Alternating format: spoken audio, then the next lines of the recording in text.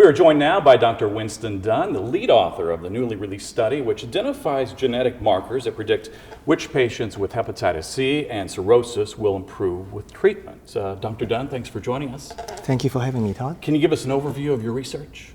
Yes, it has been widely believed that people with hepatitis C can be treated by the medications that is available today. Sadly, about 5% of the patients already have extensive liver damage. We call this decompensated cirrhosis. The medications today can still treat the hepatitis C very well, but in patients with decompensated cirrhosis, treating hepatitis C may not be enough. About half to two-thirds of these patients will clinically get better, but the remaining of them will struggle along or may even get worse despite treatment of hepatitis C. This is where our research comes in. We look at genetic factors that can predict which patient with decompensated hepatitis C will improve while which patients will not.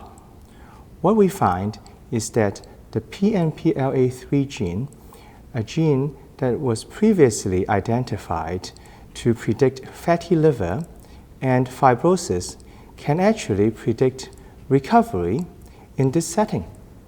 So how will this help clinicians in the future? Our ultimate goal is to help clinicians to determine which patients will need liver transplant and which patients will not. Now, obviously, there are other factors and other genetic predictors. PNPLA3 is just the first genetic predictors to be observed to be predictive of recovery. Approximately, having an unfavorable genotype, that is having the G allele, is equivalent to having a 2-point higher Child-Pugh score. So what's next for your study? We are going to be looking for other genetic markers to be predictive of recovery. We will also be looking at the mechanism of how this gene predictive of fatty liver can predict recovery. And so very important, what is the impact of your study right now on clinical care?